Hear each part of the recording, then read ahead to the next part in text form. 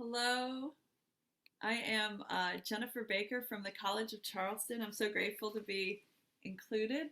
The last time I was able to attend the conference, it was really meaningful to me, and I got incredible feedback, references that are still part of a reading list I'm getting to. And I think of this paper as a kind of part two to that work, a little delayed part two. I focus there on the notion of Stoic indifference uh, and its contribution to our ability to understand our behavior in markets as agents from the perspective of an agent.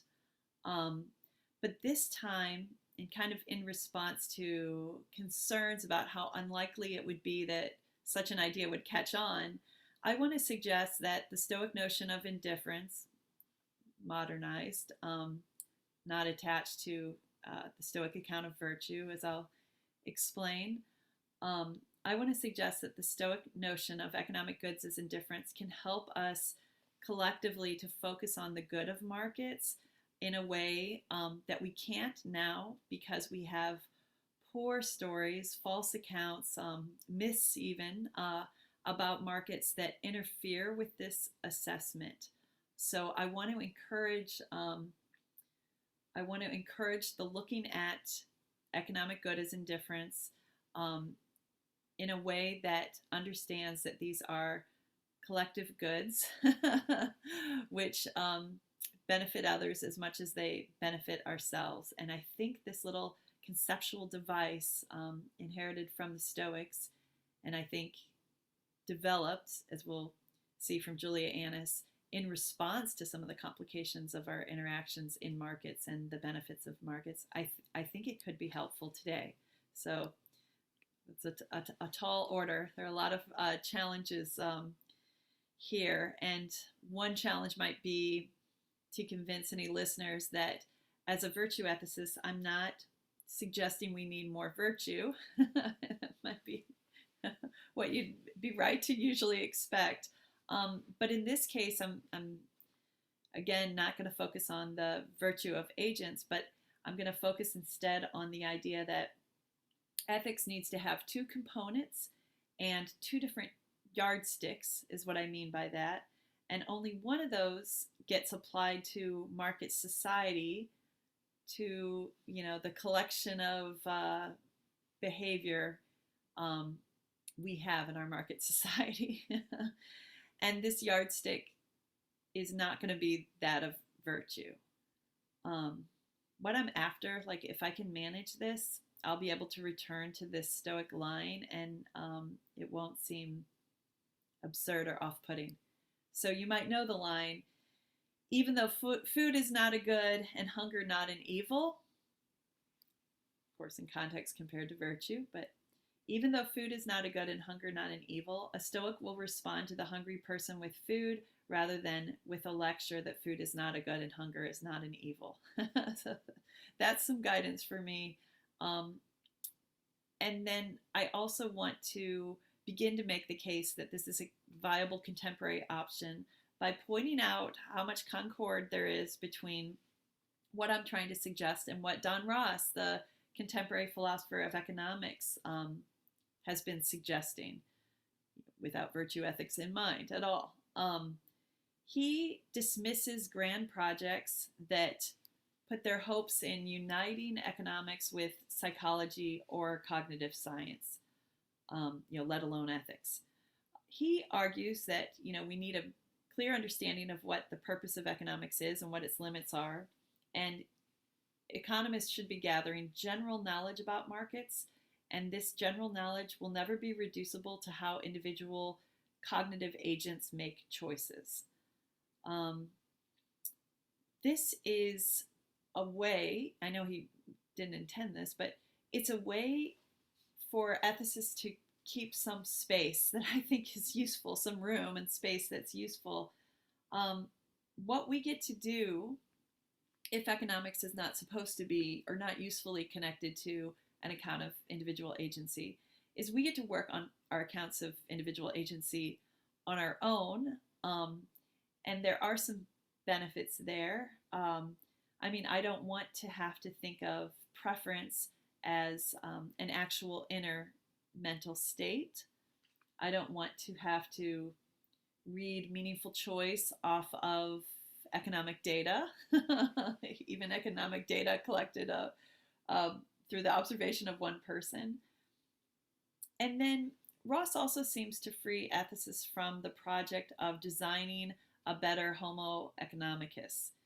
And the reason why that isn't where our attention should be focused can be put simply, kind of purifying or improving that input won't get us the changes we actually want, or like the social good we actually want. So I'm suggesting that's not a direct approach to recommending better social situations for people. So I'm going to keep harping on the idea that we can try to directly improve things for people, and something like suggesting a different model of human agency for economists is very indirect in contrast.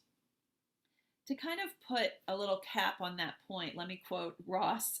An individual decision maker, of course, can have some causal relevance to markets or economic modeling, but only to the extent, when it comes to economic modeling, that she can be represented as a statistical distribution of variations of expected utility functions. So, a statistical distribution of variations of expected utility functions. A helpful reminder for why we don't need to work so hard as we've been working on trying to convince economists or readers of economics that Homo economicus isn't all there is to the story of personal agency.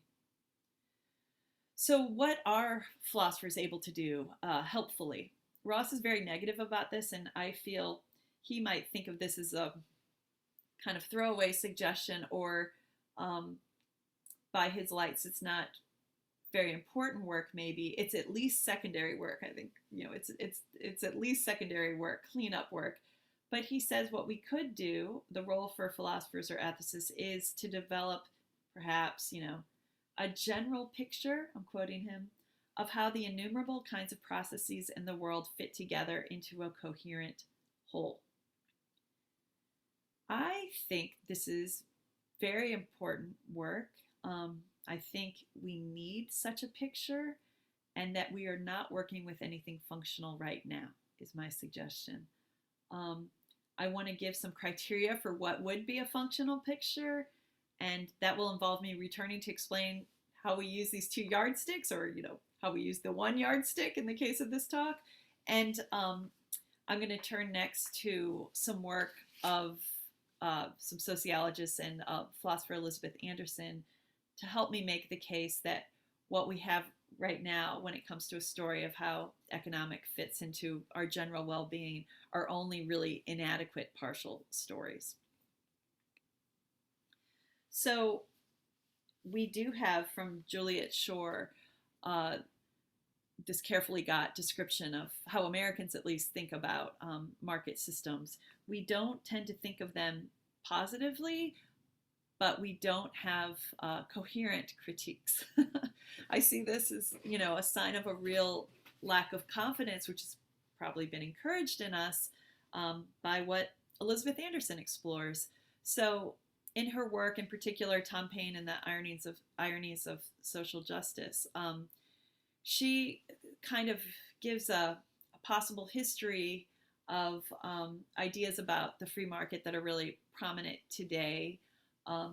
She gives politicians a lot of credit for coming up with one-liners that kind of get retained and reused and memorized by people, internalized.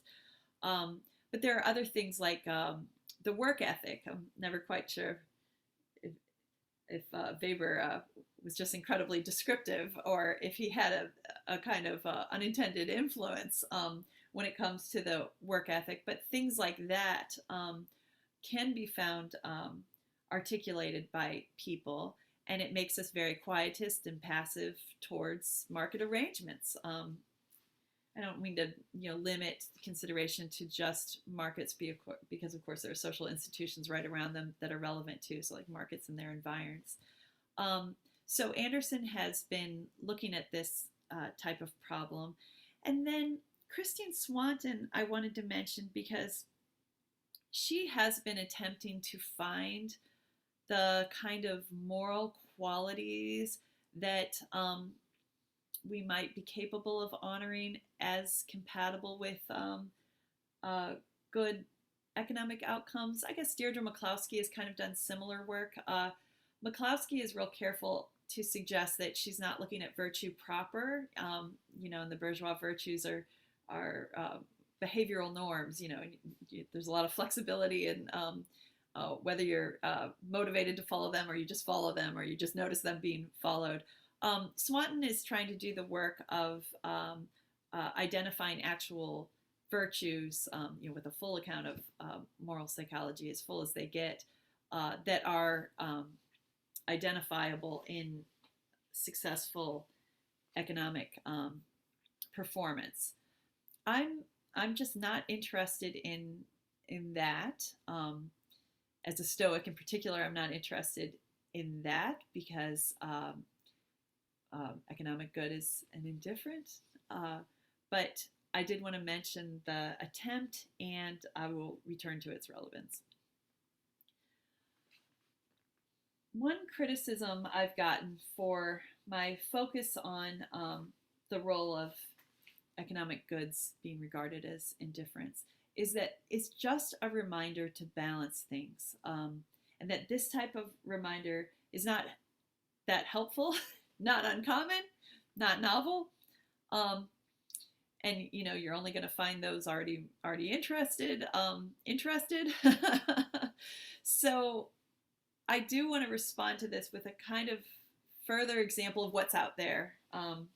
And one approach that's been very popular in business ethics, I mean, I've really seen it as energizing actually to people in business ethics. It's been so appreciated. And I'm about to show you a slightly older version of it. The reason it's been modified is interesting. But here's Joseph Heath's market failures approach in an earlier iteration. And I just thought it was probably what a critic of this approach I'm recommending would find more appealing. Kind of an account of what's right and wrong in the market that is clear, that can be put into a list, one that we can attempt to promote, share, just invoke as a standard. What's the problem with this? Why can't we just do this? Everything I'm talking about is kind of a waste of time if we have the answers right here. Well, I think my concerns about this type of approach, and I've been benefited by critics of this approach. I think the designers of this approach have been benefited by critics of this approach, and that's why it's now been modified. But I think the problems are really interesting and worth keeping in mind so that I too avoid them. I think there are two problems that have been identified. One is that the motivation to follow these rules seems to assume that we are taking the marketplace, business, to be analogous to a game, and these are the rules of the game, and we're undermining the game if we don't abide by the rules. So a problem would be if someone does not see economic participation as analogous to a game, which is easy enough to imagine. They would not be convinced then, and they would resort to the other things that motivate them. A second problem has to do with how this was supposed to have a very tidy justification in a way that other claims about ethics in business or in markets didn't. And this was going to take the goal of markets to be efficient outcomes. So if you interfered with these rules, you were interfering with the efficiency of the market, kind of hurting yourself. You maybe aren't even signed on to the idea that it's a game, but you're still reducing the efficiency of the market.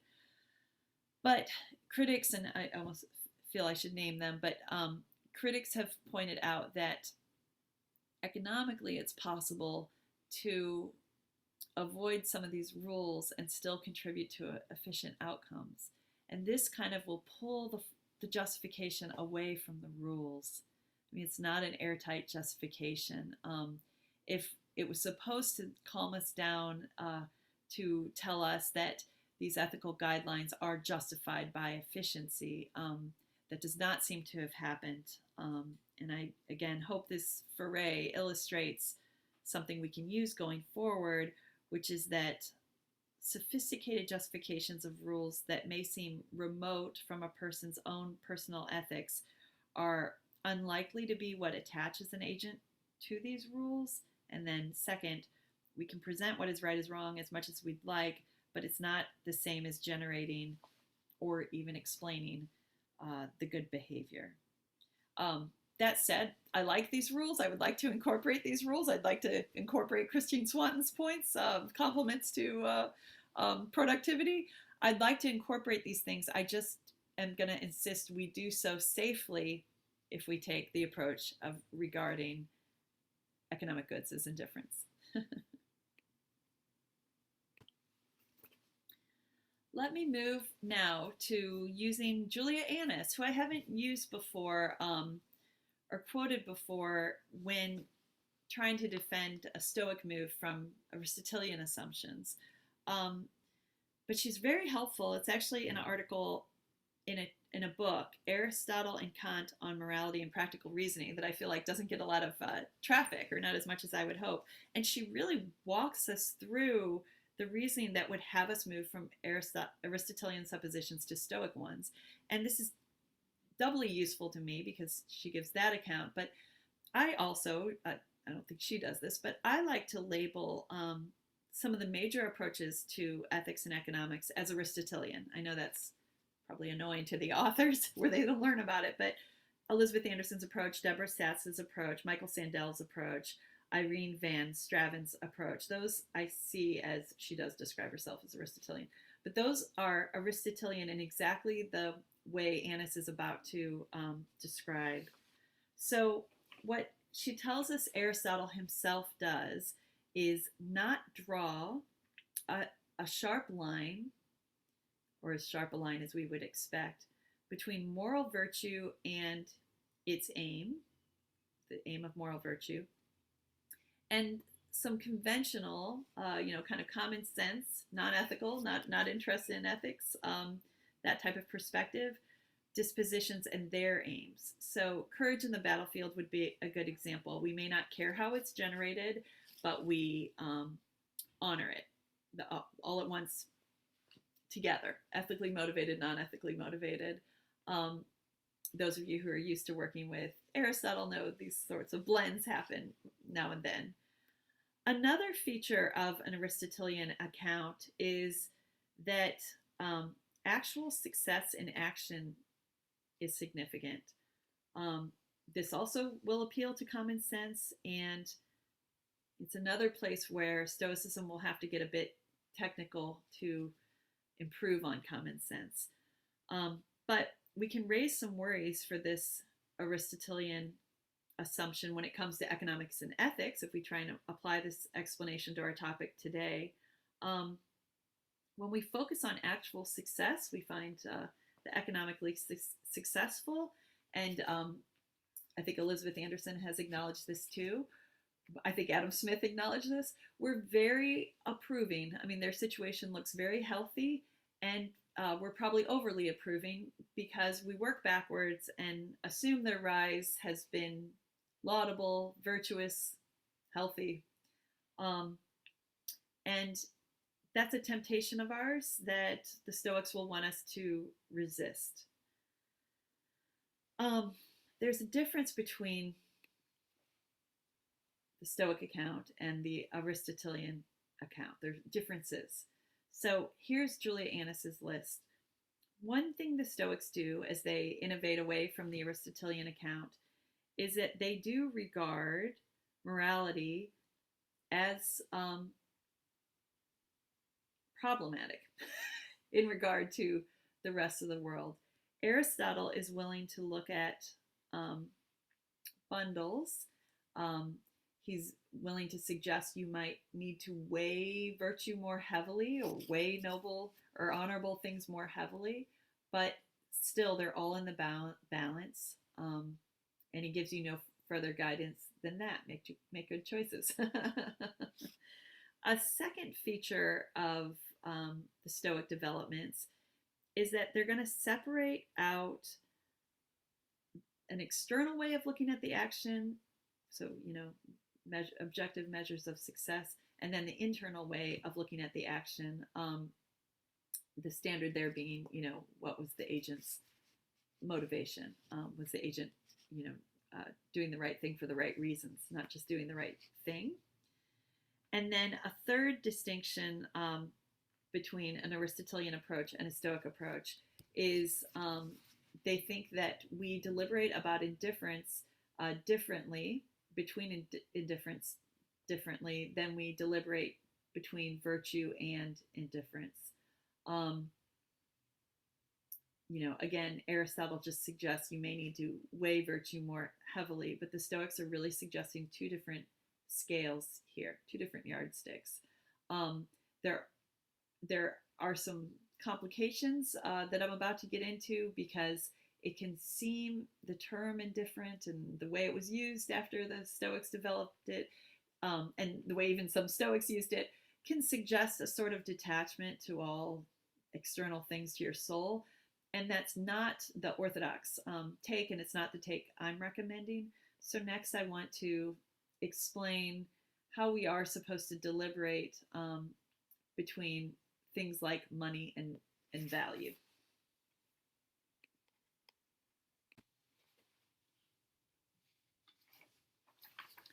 So let me turn to what moral indifference are. The Stoics are not cynics, is one way to put it.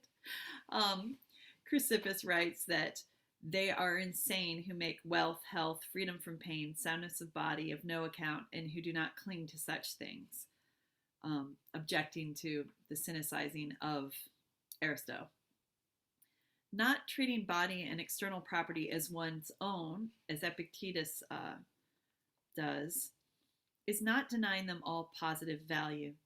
Somewhat hyperbolically, to be sure, Epictetus is saying that a human being's fundamental identity and well-being are grounded in her only inalienable possession, herself, her mind, or moral purpose. He's not recommending us to be totally indifferent to health or wealth. That's long on Epictetus. The concept of moral indifference can assist agents in developing their practical rationality. A lot of neo-Stoics have suggested, as it enables us to regard concern for our agency, so our development of practical rationality, as a limit on the pursuit and the valuation of any particular good through the categorization. I have an extreme example that I use in my classes sometimes, and it's how much we love our children. We would do anything for them, but of course we won't murder the competing head cheerleading captain like one mother here attempted to do. So even though there are most precious things, there is a distinction between the good of our being ethical and the good of even our daughters. So as Long continues to explain, for the Stoics, when someone says something is good for them, we should rephrase that by saying it has value for them, but is not, strictly speaking, good. Food, water, shelter all have value to me, but they're not good in the way that virtue is good. You could insert daughter, as hard as that is to accept. As Long points out, using the category of indifference, and within this category, the possibility of regarding some indifference as preferred and some as dispreferred, is not denying them all positive value. The term was meant to capture our attention, as our default is to imagine that we can trade virtue for other goods, but putting it, as he says, somewhat hyperbolically, is a way to emphasize that a human being's fundamental identity and well-being are grounded in her only inalienable possession, again, herself, her mind, her moral purpose. We're not imagined to ever be indifferent to health or wealth. Indeed, we'll always need such indifference. You need them for virtue. Virtue works on them, And as Annis puts it, because the Stoics limit good to virtue, they can't say that some of these indifferents are greater goods than others, rather than they have to introduce the terminology of calling some of them preferred indifference and others dispreferred indifference. And the kind of value they have matters when one is selecting among them. Annis continues to explain that some definitions of virtue suggest it just is selecting between indifferents properly. So indifferents are the material on which virtue works. So indifferents are not meant to suggest that we be totally indifferent to health or wealth or detached. The term is instead supposed to remind us of the priority of our moral agency, which we are apt to forget. And Carlo Natali has done work on the Stoic account of economics in ancient times, and he describes their modification of Aristotle's view as a radical turn from Aristotelian suppositions. Let me use him to sum up. Where Aristotle takes goods external to virtue to be necessary requirements for virtue and a good society, the Stoics flip this around so that, again, virtue operates on external goods or indifference. External goods or indifference, such as our bodies, our loved ones, our daughters, our commodities, are the material on which virtue operates, and markets are the same type of material for human agency. We don't need markets for acting virtuously. It's better that we think we act virtuously with them. The Stoics will not task us with transforming markets into something more palatably ethical, and they don't do this with other external goods either. I'm thinking of the example of how to care for a bad friend, for example. So I do think there are some useful ways to think of markets as natural phenomena, but in this talk I won't be dwelling on that. Let me move on to how thinking in terms of indifference could help us in a collective sense, not just as individual agents trying to do the right thing.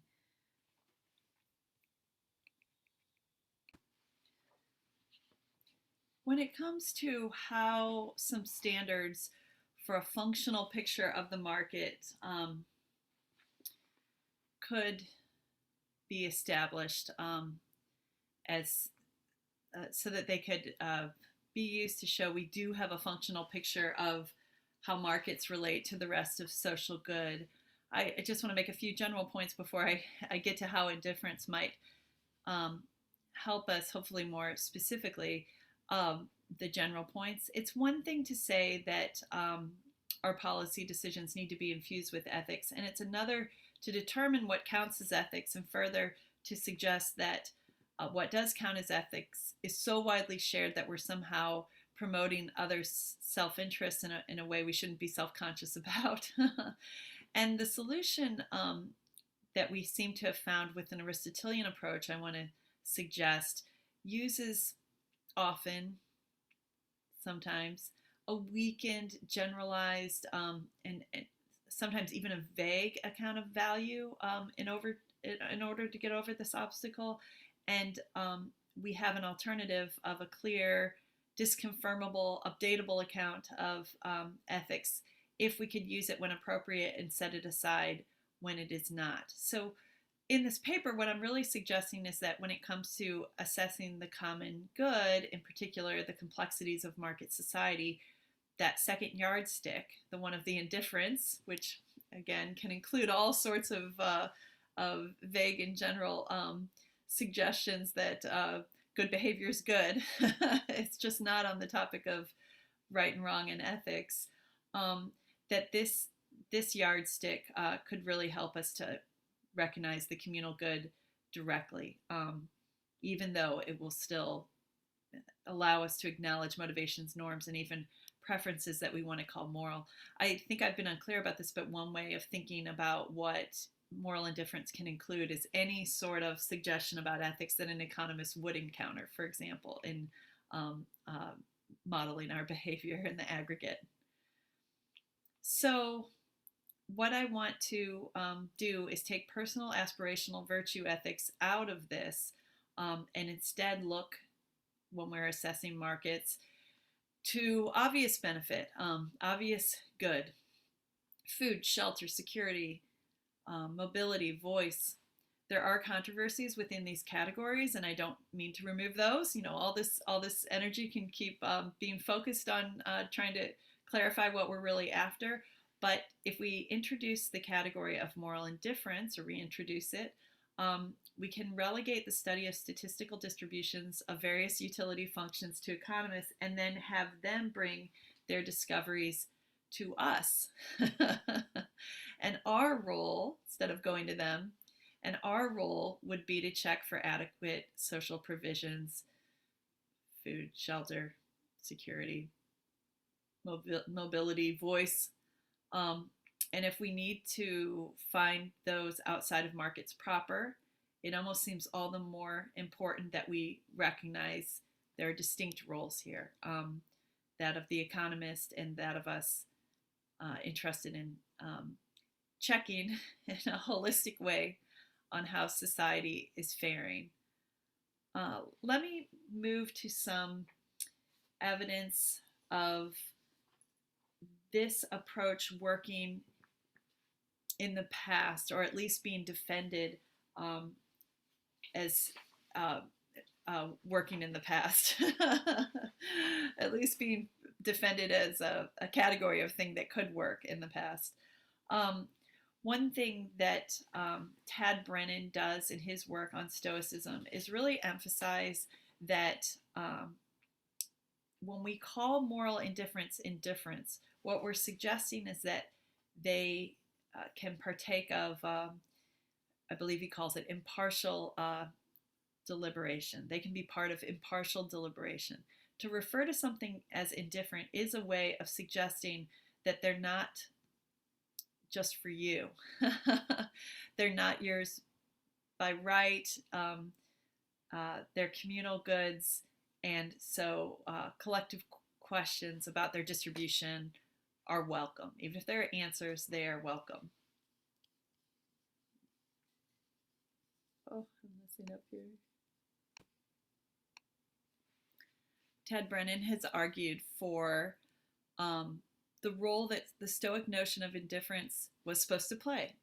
So if we take one of our challenges to being deliberating impartially, that we are so self-interested so often, or encouraged to be self-interested, then this category of moral indifference is kind of, a vivid reminder, or a way to slow that down. He puts it this way: if indifference were good for you, they would not be described like that, which is not to deny they're good for you, but they're not, you can't just assume that they're good for you. And so they're subject to deliberation about how to distribute them. They're subject to concerns of justice. These indifferents are, capable of being put into categories themselves, preferred and the dispreferred. And he explains to us that the indifferents that are to be preferred are even more in accordance with nature than benefiting oneself. And, the ancient Stoics have some harsh things to say about this, like Marcus Aurelius saying that anyone who doesn't contribute to the communal goal is acting seditiously. And Rachana Kamtekar points out that she finds it striking that the Stoics specify this communal goal in terms of indifference rather than virtue, to kind of underline the two yardstick idea, the ability to use the second yardstick without the first.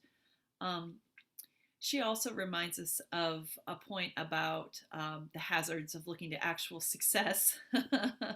And that's that she sees in the ancient Stoics some cautions about how our efforts are not always bound to succeed. So we have to pursue practical ends aware of how our aims may fail.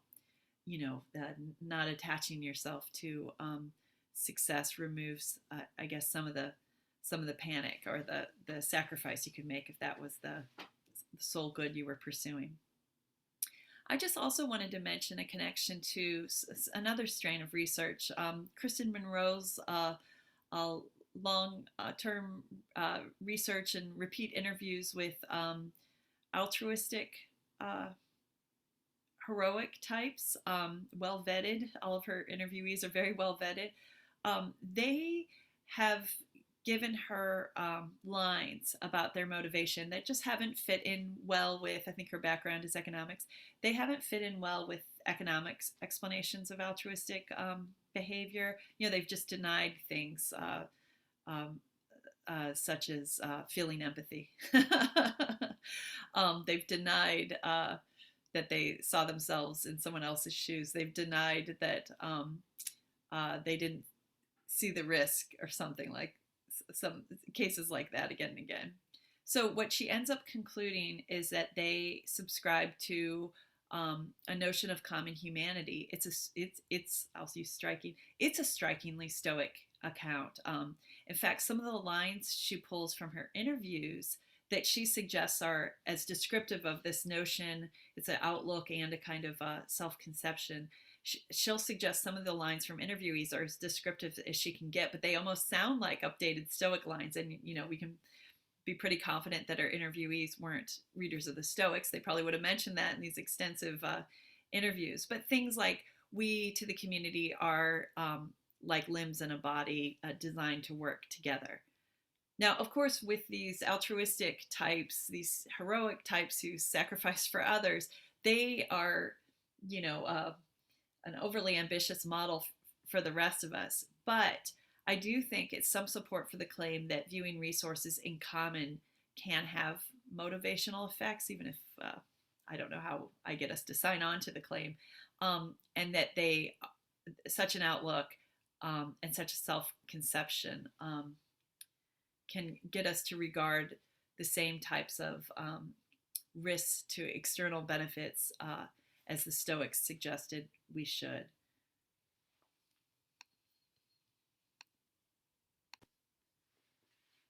So I've kind of shaded into discussion of how this notion of indifference could benefit us as individual agents. And let me do a quick review of some of these points. So if we think in terms of indifference, economic goods being indifference in particular, we do know that there's going to be interplay between economic reasoning and moral reasoning. I feel like that opens up some possibilities. If we do this collectively, not just as agents, I think it opens up some possibilities. Collective assessment of how the economy is doing, how society is doing, probably pretty importantly doesn't involve any generalized accounts of our moral interests or development. I think resistance to drug sales being prohibited or to surrogacy being made illegal are good examples of some of the consequences of us assuming moral interests, maybe mistakenly or where they don't exist. Even if they don't exist yet, we might have a lot of creative resistance and distrust. A third benefit is the role that prudential concerns can play in bringing about outcomes that are beneficial for the community. So here I'm thinking of Christine Swanton again, wanting to acknowledge the work of people who do bring about good economic outcomes that benefit others directly and indirectly. So this can all be incorporated, of course. We are not indifferent to indifference. Virtue acts on indifference, and the reason we even examine the distribution of indifference is because they are good, not in the sense of virtue, but they are necessary and good for people. I do think it's important that we can move from these general assessments of policy and potential reform or supplements to what the market provides to just simple accounts of right and wrong. So I just don't see any advantage to keeping talk of values vague or at a high level or too sophisticated for people to attach onto. So I like that we have the two yardsticks, almost so that the second doesn't have to do more work than it possibly could. And then finally, it's helpful to find a way to support the idea that we do have these altruistic heroes. You know, they defy a lot of explanation, but there they are. So if ethics is an extra motivational force, that not one that's involved in our day-to-day lives necessarily, but on occasion, if it's what explains our behavior, well, good. It's nice that we have access to it, and that we've lost nothing if we acknowledge it. And then if I wanted to get more specific, if the goal is Don Ross's suggestion that we might as well give a general picture of how all these things fit together into a coherent whole, what would I be able to say? I want to maybe make a negative case for myself.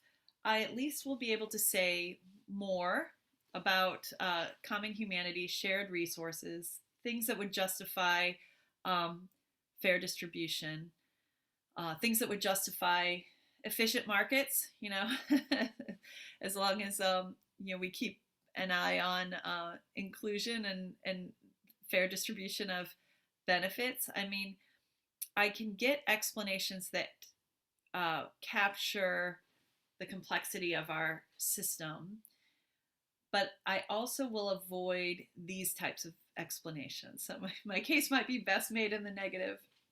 So very prevalent, right, is the idea that you can succeed in the market. You will not find that easy to maintain if we see economic goods as moral indifference. You know, success will be, in terms of the first yardstick, virtue. That our purpose is to work. I mentioned how prevalent the work ethic is, and you know, sure enough, I asked my students if they feel guilty when they're not working, or you know, if they skip any part of anything they're tasked to do, even if there are no consequences. And yes, sure enough, they do feel guilty, and a lot of their motivation, and I guess their parents' motivation, as they describe it, is to avoid that feeling. So we're really captured, I think, by work ethics, and you know, certain segments of us. Is probably worse for people who aren't, and to have to deal with us. And you know, as Weber described it, that's not healthy, and it's not going to be at all fulfilling, you know, without a religious basis. So this is avoided if we regard economic goods as morally indifferent. Worth avoiding, I think. The idea that you really have to be aggressive to succeed, and if you don't do something, someone else will, so why not you? I mean, I hear these things said all the time, and we have a replacement if we think of economic goods as moral indifference. There would be some competition to this idea, because we could focus on what truly makes for human happiness, and kind of put the burden on those who suggest this is some type of race like that, and focus instead on what might seem more obvious if it weren't for the stories we were told, which is that we're all in this together, and there is a common humanity.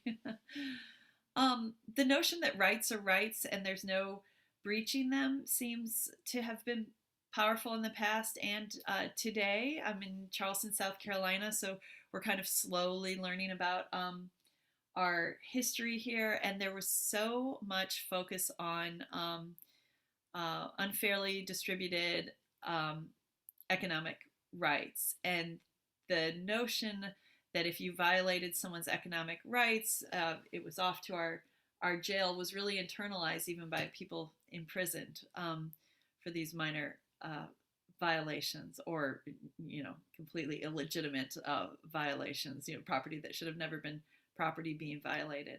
So I wouldn't mind trying to overturn some of our confidence about those sorts of rights.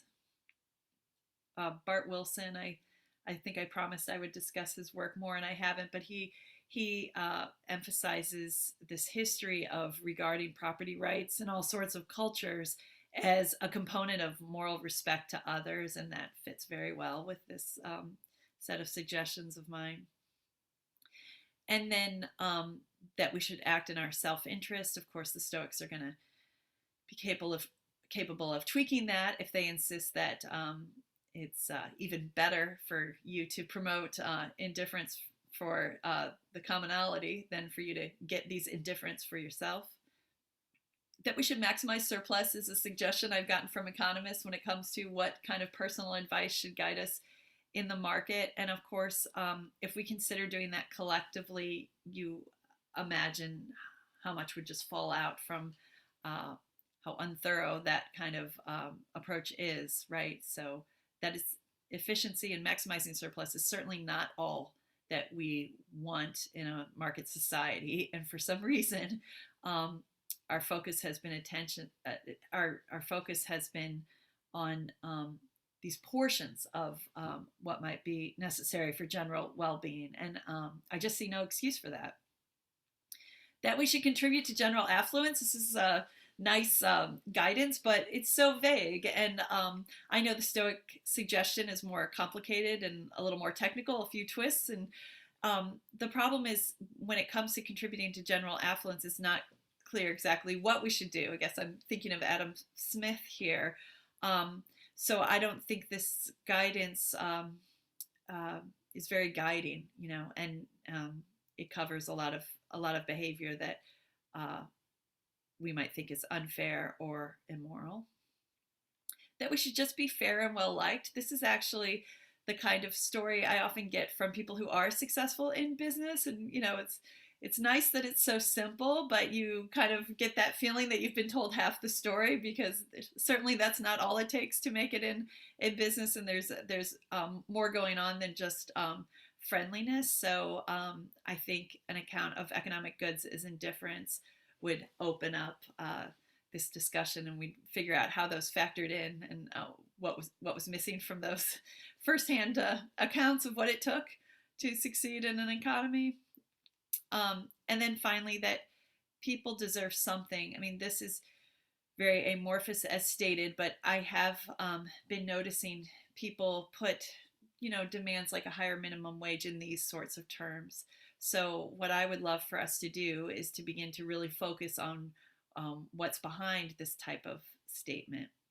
I'm going to conclude with just a little defense of saying out loud what it is that we think markets should be doing. Those sorts of things are described as sayables by the Stoics. So I'll end with that, as well as return to the rather paradoxical quote with which I tried to begin the Stoic one.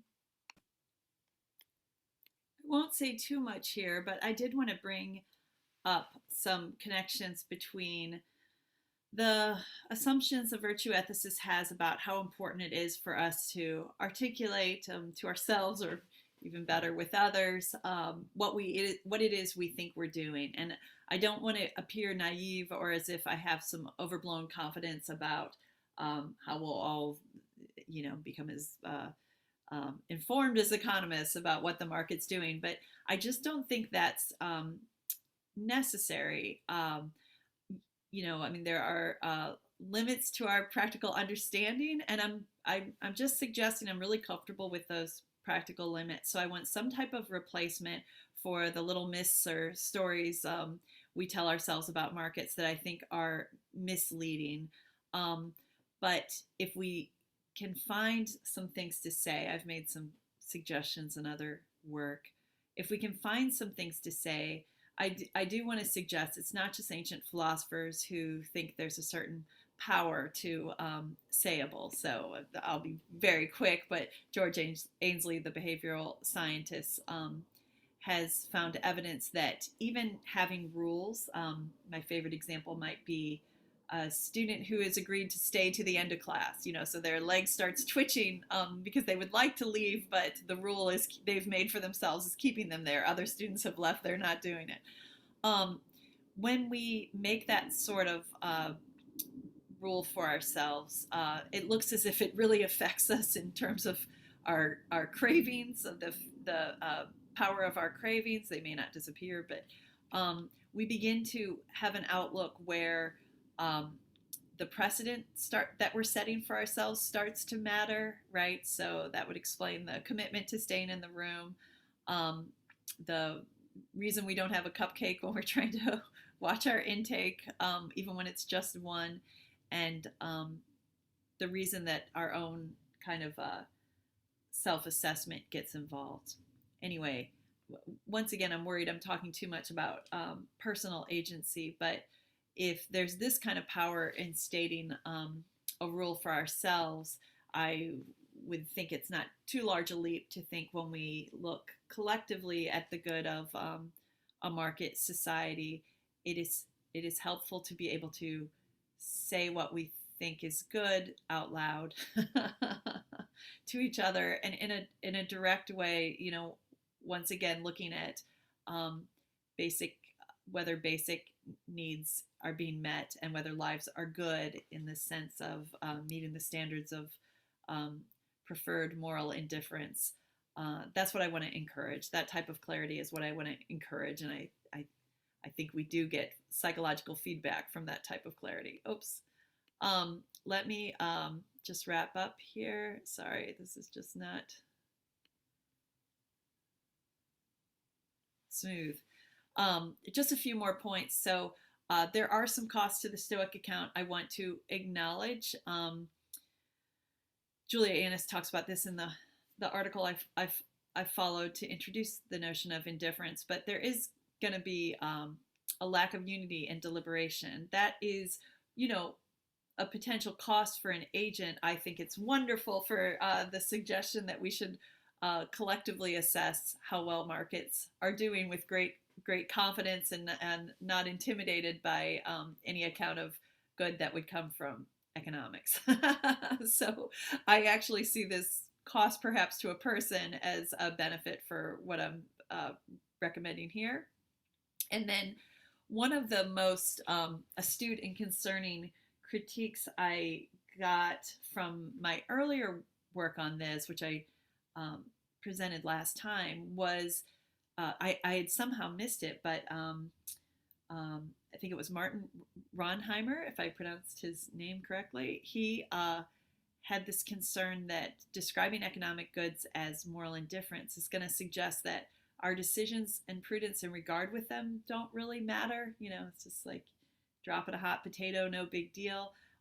Or that the contribution they make to our lives and the way they relieve suffering, that they include our loved ones, that those sorts of things matter less. And I think that's a very important objection. There's been some recent work on the notion of indifference and stoicism that points out that the kind of distance you can get when you look at indifference as a collective good to be distributed in a just way in which everyone deserves is the same kind of distancing, even if the agenda is not the same, that you would find in religious practice. So often this suggestion seems very paradoxical. How can you distance yourself from what really matters? Certainly indifference really matter. Yes, they're necessary to life. They're what virtue operates on. They're the topic of every good choice we make. But what people aren't accustomed to thinking, I guess, in mainstream contemporary philosophy, is that we can get some distance from even things that are very, very good and precious. And then that distance can help us make some evaluations which are more difficult to assess when we don't engage in the distancing. So I am concerned about that objection. It's the last thing I'd want to possibly suggest. And I want to end hoping that the line about how a good Stoic, or let's just say a decent person, is not going to provide any lectures on how what someone needs is a moral indifferent. That's relevant to the agent herself, and it's relevant to collective decision making, being a busybody, being involved in the design of policy or promotion of policy that will will help others, but certainly should not be used to do any damage or harm. I appreciate this so much. Thank you so much. I can't wait to watch the other talks.